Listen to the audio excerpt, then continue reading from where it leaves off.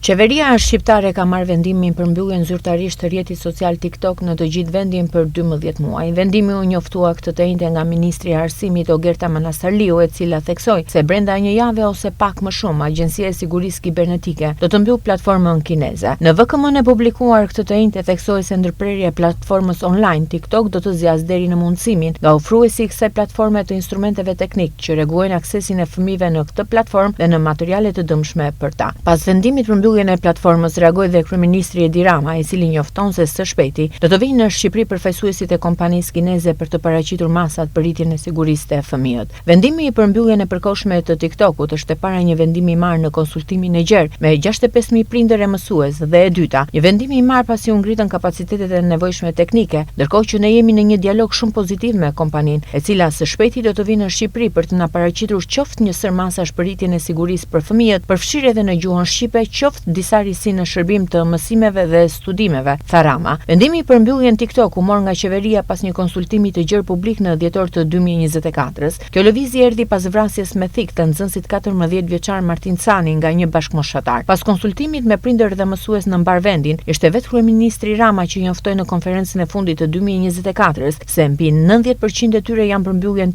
e TikTokut, pasi e shohin si të dëmshëm për fëmijët.